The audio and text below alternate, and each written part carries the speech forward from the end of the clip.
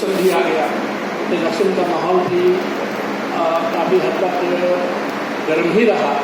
हम लोगों के तरफ से एक अभियान छेड़ा गया कि जो हम लोगों को नहीं पूछा गया किसी पार्टी द्वारा, उस पार्टी को हम लोग नेगलेक्ट क्यों नहीं करेंगे, वो हमको नेगलेक्ट करेगा उसको हम लोग क्यों नहीं नेगलेक्ट। इस अभियान के तहत ही हम लोगों ने कुछ दूरियां तय की और हम लोग एक चीज़ ये करके चले कि हम लोग सब लोगों को मिला करके माइनस जो लोग हैं बहुजन लोग, उनको एक इकट्ठा किया जाए, एकत्रित करते हुए आगे की दूरी को वो तय करें, रणनीति तय करें और आगे भी अगले इसमें भी कुछ चुनाव होने वाले हैं। इस हिसाब से ही अभी लगातार चलने की जरूरत है। मेरे हिसाब से अगर आप लोग इसमें सहमत हों तो आगे की कार्रवाई सब लोग अपना अपना राय देते जाएँ। यही मेरा कहना है।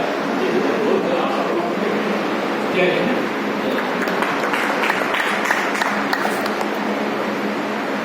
अब हम आमंत्रित करते हैं डॉक्टर दिनेश। आप सभी जानते हैं उनको परिचय के मोहताज नहीं है, तो फिर भी आए और आगंतुकों का स्वागत करें। स्वागत भाषण।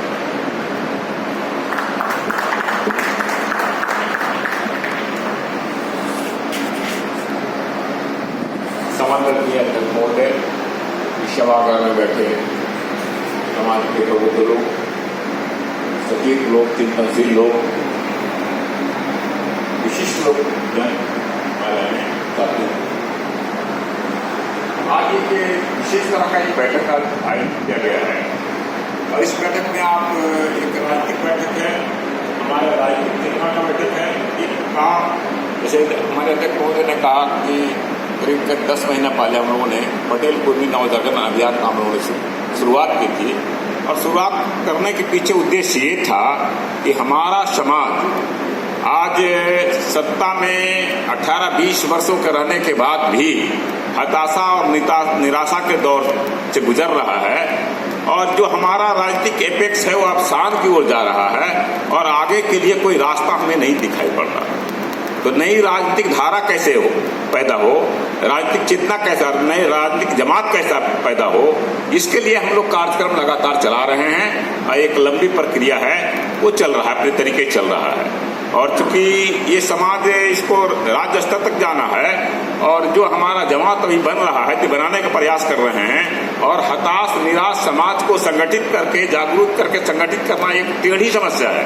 94 भी हम लोगों ने किया था, लेकिन 94 में जो हम लोगों ने किया था तो उसमें एक उत्साह था, एक आशा था कि हमको उस लक्ष्य को प्राप्त करना है, एक सपना था। तो जब उस कार्यक्रम को लेकर बैठे तो समाज उसको बहुत जल्दी हाथों हाथ लिया था, लेकिन जब हाथों हाथ लेने के बाद जो सफलता मिल जाती है, सत्ता के पद पहुंचने का जो संकल्प, जो हमारा उद्देश्य था, सपना था, जब पूरा हो गया और उस सत्ता से राज्य को बहुत मिला, इसमें कहीं दो मत नहीं है। देश को में भी हमारी प्रतिष्ठा बढ़ी, इसमें भी कई मत तो नहीं, लेकिन व्यक्तिगत अगर समाज अपने आप को मूल्यांकित किया तो लगा कि हमको सत्ता से जो मिलना चाहिए था वो नहीं मिला है और उसका हताशा निराशा जब हुई तो उस हताश निराश समाज को संगठित करना एक टेढ़ी प्रक्रिया होगी। तो उसी क्रम में हम लोग गुजर रहे हैं और उसके लिए लगातार हम लोग प्रयास कर रहे हैं। और नवयुवकों में हम महसूस करेंगे कि नवयुवकों में समाज के प्रति जो अटैचमेंट है, भावना है, लगाव है, नहीं के बराबर है। और जब तक नवयुवक पीढ़ी जुड़ेगा नहीं, एनर्जी ऊर्जा होगा नहीं और कोई कार्यक्रम बहुत तेजी से आगे नहीं बढ़ पाए, उसमें अभी अब सफल नहीं हो पा रहे हैं। हम लोग प्रयास हाथ पांव चला रहे हैं लेकिन आगे हम लोग नहीं बढ़ पा रहे हैं। तो इसी तरह से हमारा कार्यक्रम चल रहा है। इन द मीन टाइम हमारा ये चुनाव का वक्त आ गया। जब चुनाव का वक्त आ गया तो चुनाव में कुछ दिखाई हम लोग को नहीं पड़ रहा था कि रोल हमारा क्या होगा, क्योंकि सब मिला के एक सीट मिलता था, नालंदा का सीट मिलता था जदयू से और कहीं कुछ मिलता नहीं था, तो हमारा कहीं रोल बनता नहीं था, रोल नहीं था। लेकिन एक बैग मुंगेर में कुछ राजनीतिक परिस्थितियां ऐसी बनी कि एक उत्तेजना पैदा हो गया, एक अनायास चीज था और अनायास चीज था और समाज का भावना उससे जुड़ गई। तो लगा कि एक काम करने का अवसर हमको मिला और इसको यूटिलाइज करना चाहिए। और इसको उसके बाद हम लोगों ने कहा कि नहीं, जो भी हमारे कैंडिडेट इस चुनाव में लड़ रहे हैं उनके प्रति हमारा रोल क्या होगा, जो उनको हम कितना असिस्ट कर सकते हैं, उसका एक अभियान हम लोगों ने बनाया। और उसके तहत हम लोग मुंगेर गए और मुंगेर में कार्यक्रम बनाया, उनको जितना बन पड़ा समाज में कि मैं उसके प्रति जागरूक किए। उसके बाद एक बैग और दूसरा खबर आ गया कि वैशाली में एक हमारे कैंडिडेट एक बैग उभर गए। एक नेशनल दस्तक है, आपको राष्ट्रीय चैनल, एक यूट्यूब चैनल है, उसके पहले वहां से शंभू जी एक इस समाज के बड़े पत्रकार हैं जो कि कभी यूट्यूब में हुआ, इसमें आपको जी न्यूज में हुआ करते थे, स्टार न्यूज में हुआ करते थे, लेकिन दलित पिछड़ों के लिए कमिटेड हैं, सामाजिक न्याय के कमिटेड पत्रकार हैं। इसलिए गोदी मीडिया बनना स्वीकार नहीं किया और उन्होंने पत्रकारिता छोड़ के अपना न्यू यूट्यूब चैनल चलाया और उस माध्यम से वो उन्होंने दलित पिछड़ों के सैया बहुजन का वो लड़ाई लड़ने लगे और एक बैग वो कैंडिडेट के रूप में वैशाली में लॉन्च कर गए। जब वो लॉन्च कर गए तो इसकी जानकारी हम लोग को मिली। ये कहीं ना कहीं अपना समाज का आदमी, जो बहुत तेज तर्रार आदमी है, बुद्धिजीवी आदमी है, वो वैशाली में चुनाव लड़ रहा है। तो हम लोग को लगा कि ये हमारा फर्ज बनता है कि अगर समाज का इस तरह का कोई आदमी राजनीति में आता है तो जितना सहयोग हम कर सकते हैं उसको हमको करनी चाहिए। फिर उन लोग को हम लोगों ने संपर्क देना है, कोई संपर्क नहीं था, हम लोगों ने संपर्क बनाया और जब बातचीत हुई तो लगा कि उन्हें कहीं ना कहीं आगे बढ़ने दिया, उसके माध्यम से समाज को आगे ले जाने की संभावनाएं हैं, तो उनके पीछे लगे। और तब हम लोगों ने वैशाली का कार्यक्रम बनाया और लगा कि वैशाली के समाज को उनके माध्यम से जोड़ा जा सकता है और हम लोगों ने परिश्रम किया तो वैशाली का जो स्थिति है, राजनीतिक स्थिति जो समझते होंगे, वहाँ पिछड़ों का कहीं कोई राजनीति में रोल नहीं था, वहाँ आंकड़ों के बीच में लड़ाई हुआ करता था और पिछड़ा का कहीं पर मतलब नहीं था। एक बैग ने लॉन्च किया, बहुजन जमात इनके साथ था, तो लगा कि अगर समाज को इसके प्रति जोर देते हैं तो एक रेगुलर फायदा कर सकते हैं। और हम लोगों ने परिश्रम किया, समाज के बीच गए और समाज ने इसको महसूस किया, ये हमारे लिए गौरव की बात। जब हम लोग वहाँ गए, समाज से बात किया तो समाज इन्होंने उसको महसूस किया और गोलबंद हुआ और वो लड़ाई। उसके बाद एक बचा था हमारे पास, एक बक्सर में हमारे एक साथी लड़ रहे हैं, तो हम लोगों ने बक्सर में प्रयास किया।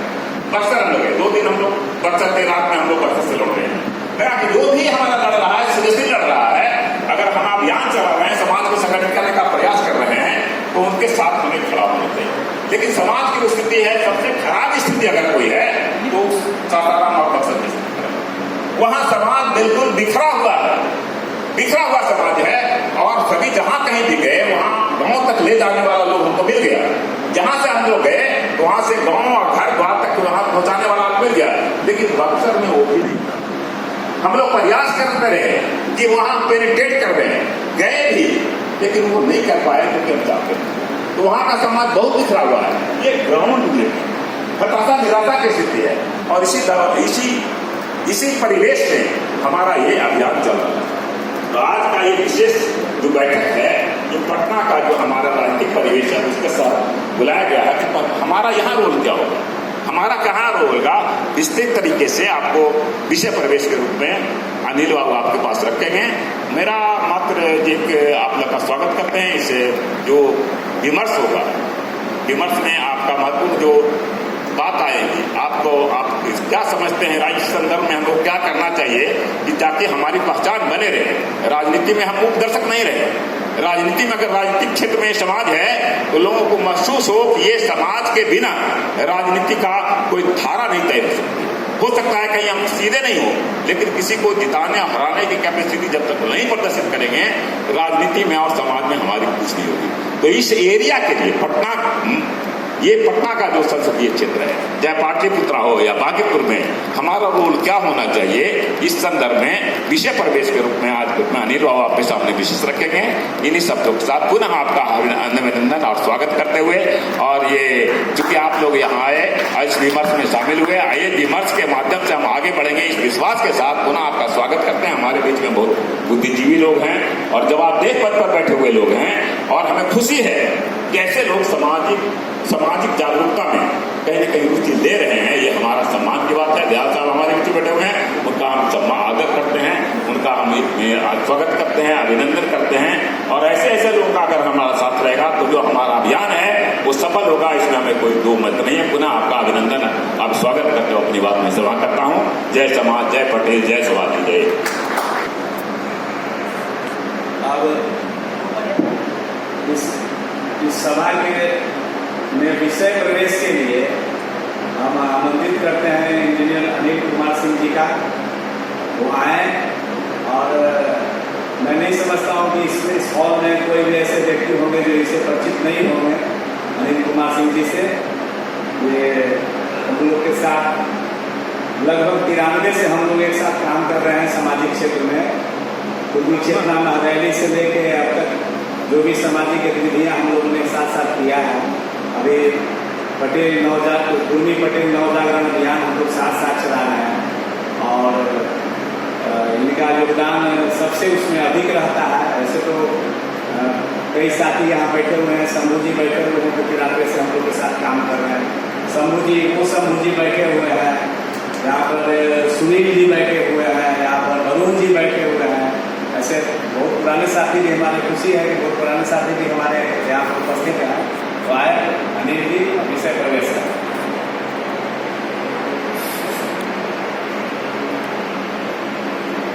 आज के इस बैठक के अध्यक्षता कर रहे हम लोगों के अभिभावक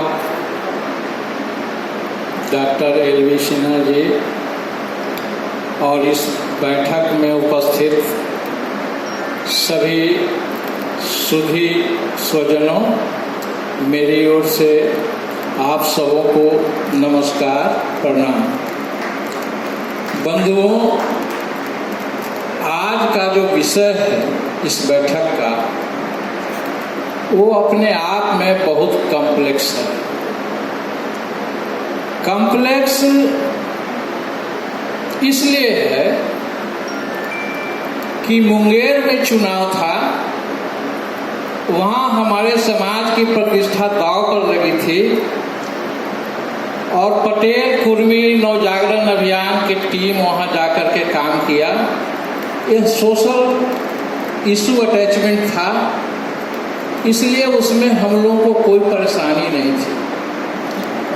दूसरा, हम लोग वैशाली गए, वहाँ हमारे कैंडिडेट बसपा से शंभू पटेल जी खड़े थे, उनके मनोबल को बढ़ाना था। तो इस अभियान का दायित्व था कि हम लोग जा करके उनके मनोबल को बढ़ाएं। तो पटेल नवजागरण की टीम वहाँ गई, इसमें भी हमें कोई परेशानी नहीं था। उसके बाद बक्सर संसदीय क्षेत्र में अपने ही समाज के अनिल कुमार सिंह जी बसपा से कैंडिडेट थे और जागरण अभियान ने समझा कि वहाँ हमारे कैंडिडेट हैं तो उनको भी हमको सहयोग करना चाहिए, उनके मनोबल को बढ़ाना चाहिए। इसी प्रकार जो है हमारा समाज पॉलिटिकली जो है लोग इसमें आएंगे, जब तक उनका मनोबल नहीं बढ़ेगा तो लोग आगे कैसे बढ़ेंगे। इसके आगे एक नालंदा क्षेत्र है जहाँ हमारे कैंडिडेट हैं, वहाँ से भी जो सूचना आ रही है वो बहुत उत्साहवर्धक नहीं है, क्योंकि वहाँ से जो सूचना आ रही है खास करके उम्मीदवार से हमारे लोग बहुत नाराज हैं। लेकिन इस मंच से मैं यह कहना चाहता हूँ कि नाराजगी चाहे जितना भी हो, हमें उस किला को बचाना है।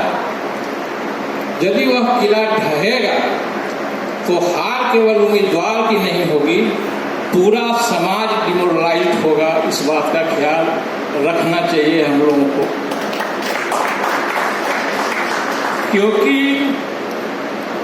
जब समाज डिमोरलाइज हो जाएगा तो उसको आगे बढ़ाना बहुत मुश्किल हो जाएगा। और एक बार जब किला ढह जाएगा तो कोई यह मैसेज नहीं जाएगा कि उम्मीदवार खराब था इसलिए चुनाव हार गया, बल्कि मैसेज ये जाएगा कि नालंदा में भी हमारा समाज कमजोर हुआ है। यह मैसेज हमारे समाज के लिए उचित नहीं होगा। कॉम्प्लेक्स हम इस विषय को इसलिए कर रहे हैं कि कॉम्प्लेक्स यदि विषय नहीं होता तो इस गर्मी में आप लोगों को यहाँ आने के लिए कष्ट देना जरूरी नहीं था, लेकिन जब विषय कॉम्प्लेक्स है तभी आप लोगों को जरूरत पड़ी है कि आप सभी इस पर गंभीरता से विचार करें, क्योंकि विषय इतना कॉम्प्लेक्स है कि इस पर बारीकी से और गंभीरता से विचार करने की जरूरत है। वो कोई सीधा सीधा रॉकेट साइंस नहीं है। जहाँ तक इस विषय पर बहुत सारे लोगों का मेरे पास जो फ़ोन आया है या व्यक्तिगत रूप से बहुत लोगों से जो हमारी बातचीत हुई है, उसको भी मैं आप लोगों के सामने रखना चाहता हूँ ताकि आप लोगों को इस पर चर्चा करने में, इस पर विचार करने में आप लोगों को भी सहूलियत हो। पहले हम पाटलिपुत्रा क्षेत्र की बात करते हैं। वहाँ के लोगों का, कुछ लोगों का इम्प्रेशन है कि राम कृपाल यादव जो कैंडिडेट हैं वो ज़्यादा सुलभ हैं बनिस्पत की मीसा भारती। मीसा भारती से भेंट करना मुश्किल होगा। दूसरे कुछ लोगों का कहना है कि राम कृपाल यादव जी को तो हम लोग जिता देते हैं, लेकिन वो हमारे लोगों को रिकॉग्नाइज नहीं करते हैं। वे समझते हैं कि हम उनको वोट जदयू के चलते देते हैं और उनको वोट देना मेरा कंपल्सन है। तीसरी स्थिति ये है कि खास करके लोकल स्तर पे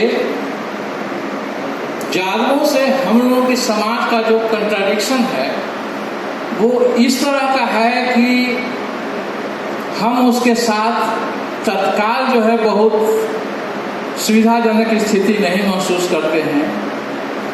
और कुछ लोग तो ऐसे भी हैं जो लालटेन के नाम से ही, जैसे लाल कपड़ा देख करके सांड भड़क जाता है, वैसे लोग भड़क जाते हैं लालटेन के नाम से। तो इन सारे बिंदुओं पर भी हमको ध्यान रखना है, क्योंकि इस कंट्राडिक्शन को यदि ख़त्म करना है तो हमको बड़े स्तर पे, ऊंचे स्तर पे, सोशल स्तर पे बहुत काम करना पड़ेगा, तब जाकर के कुछ निर्माण होगा। उसके लिए अभी वक्त तो है नहीं। आगे जो है, जहाँ तक दोनों क्षेत्रों के लिए कुछ कॉमन लोगों का जो विचार है, वो विचार ये है, एक तो लोगों को कहना है कि जेडीयू चूंकि बीजेपी के कोलिशन में है तो हम लोगों को इस कोलिशन के साथ जाना चाहिए। कुछ लोगों को इसका विपरीत विचार है। वो कुछ लोगों का कहना है कि जदयू को यदि हमें बचाना है तो बीजेपी को हमको कमजोर करना है। बीजेपी यदि मजबूत होगी तो जदयू को बचाना मुश्किल है। तो इन सारे कंट्राडिक्शन में और पाटलिपुत्रा में कुछ लोगों को ये भी कहना है कि मेरे लिए तो एक तरफ सांकनाथ है, एक तरफ नागनाथ है, हम करें तो क्या करें। कुछ लोग नोटा की बात करते हैं, वहाँ से निर्दलीय प्रत्याशी अपने समाज के हैं नीतीश कुमार। कुछ लोग कहते हैं कि दोनों को देने से क्या होगा, हम जो है निर्दलीय प्रत्याशी को ही वोट दे देंगे ताकि कुछ तो उसका मनोबल बढ़ेगा, कुछ तो उसका वोट जाएगा। तो एक ग्राउंड सिचुएशन है, इसलिए हम कह रहे हैं कि यह विषय बहुत कॉम्प्लेक्स है। लेकिन इन बातों से अलग भी कुछ बात है जिस पर हमें विचार करने की जरूरत है। अलग बात यह है कि पटना संसदीय क्षेत्र और पटना साहिब का क्षेत्र ऐसा क्षेत्र है जिसमें हम लोगों के मतों की संख्या बहुत है। फिर भी कोई ऐसा जगह नहीं बचा है जहां से हम राजनीति कर सकते। मसौरी क्षेत्र रिजर्व है, फुलवारी क्षेत्र रिजर्व है, पाटलिपुत्र का जगह भरा हुआ है, पटना साहिब में हमें कोई पूछता नहीं। तो हमको कैसे अपने राजनीति को खड़ा करना है। हम मसौरी से चुनाव लड़ने की स्थिति में है लेकिन रिजर्व, फुलवारी से चुनाव लड़ने की स्थिति में है लेकिन रिजर्व है। हम दीघा से चुनाव लड़ सकते हैं लेकिन हमको कोई पूछता नहीं। हम कुम्हरार से चुनाव लड़ सकते हैं लेकिन हमको कोई पूछता नहीं।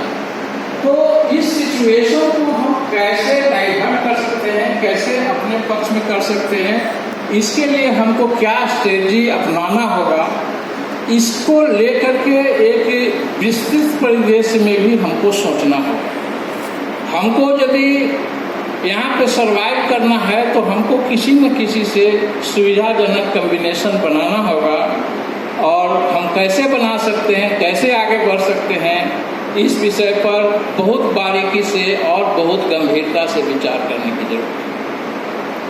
एक बात है कि हमारा वोट जो है इंटैक्ट कैसे हो, इंटैक्ट करने के लिए जिस तरह का हम लोगों को माने संगठन चाहिए या स्ट्रक्चर चाहिए, तत्काल हमारे पास नहीं है। तो यदि वोट इंटैक्ट करने के लिए भी जो लोग हैं आगे सक्रिय, उनको बहुत मेहनत करना पड़ेगा। दूसरा मसला है कि यदि वोट इंटैक्ट होता है तो उसका डायरेक्शन क्या है, डायरेक्शन पर भी हमको गंभीरता से विचार करने की जरूरत है, बारीकी से जरूरत करने की जरूरत है। और दूसरा कि यह निर्णय करते समय हमको अपना मोटिव सोशल रखना होगा, और सोशल केवल रखना नहीं होगा, यह सोशल दिखना भी चाहिए, क्योंकि इसमें खतरा भी कम नहीं है। यदि हम इसको इस्टेब्लिश नहीं कर सके कि जो डायरेक्शन हम निर्णय लिए हैं वो सोसाइटी के हित में है, सोसाइटी के भविष्य के लिए है, और जब तक यह लोगों तक नहीं पहुंचेगा तो हम पे एक अलग तरह का ठप्पा भी लग सकता है, जो हमारे नवजागरण के आगे के अभियान के लिए कठिनाई भी उत्पन्न कर सकता है। इसलिए इसको बहुत सरल ढंग से लेने की जरूरत नहीं है।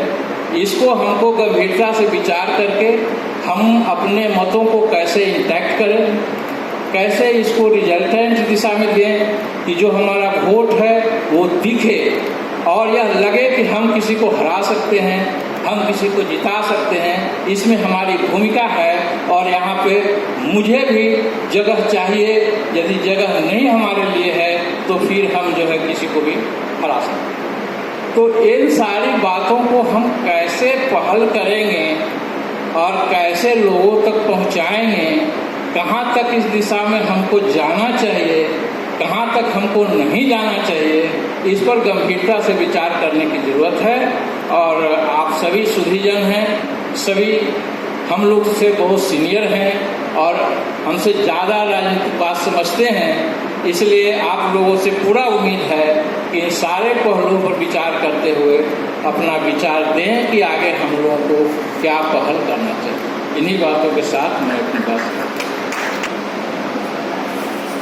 सभा की अध्यक्षता करते हुए डॉक्टर रामबाबू सिंह बड़े भाई को मैं अभिनंदन करता हूँ, और सभा में उपस्थित जितने भी हमसे जो बड़े हैं, बुजुर्ग हैं, तो मैं सादर अभिनंदन करता हूँ, और जो मित्र हैं उनको भी अभिनंदन करता हूँ।